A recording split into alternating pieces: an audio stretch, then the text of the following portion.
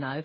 Scottish scientists have developed an experimental medicine which protects against organ damage caused by excessive alcohol consumption.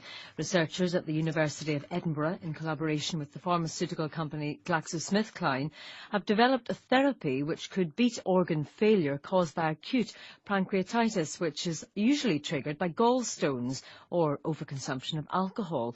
Dr. Damian Mole is a surgeon and senior lecturer at the University of Edinburgh and a lead researcher on this project. Good morning to you. Good morning. So just explain what acute pancreatitis is.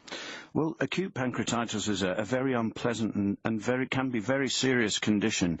As you say, it's triggered by gallstones in about half the cases and by excessive alcohol consumption in the other half of cases. It's one of the most frequent causes of acute surgical admission to hospital.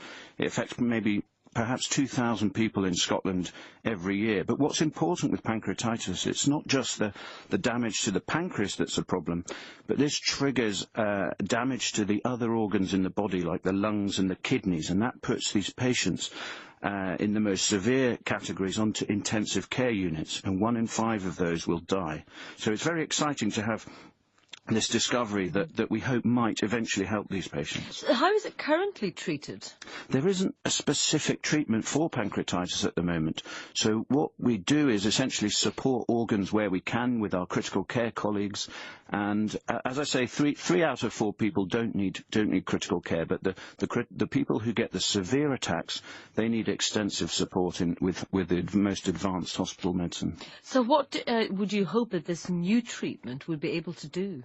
Well, what we hope, by blocking this particular part of the tryptophan metabolism pathway, we might be able to help prevent the lung and kidney damage, and we've shown that in experimental models.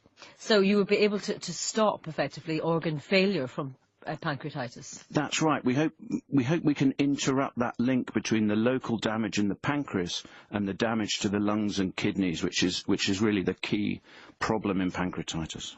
And I appreciate this is sort of early days yet. I mean, when do you envisage it might be ready to test on humans?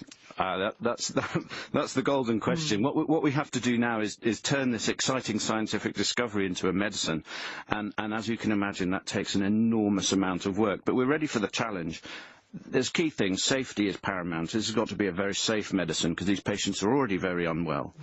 But we need to do trials and show that the effective medicine, when it's fully developed, is then a useful medicine in human patients with pancreatitis. And I mean, what sort of a difference do you think this might make? Is there any idea of the sort of proportion of people that it might be able to help? Well, as we know, about 1 in 4 people who are unfortunate enough to get pancreatitis will develop the severe variant of the disease and end up on intensive care.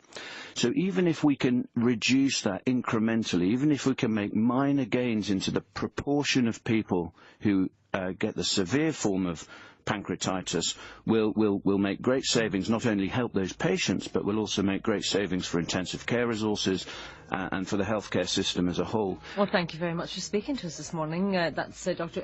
Damian Mole there from the University of Edinburgh.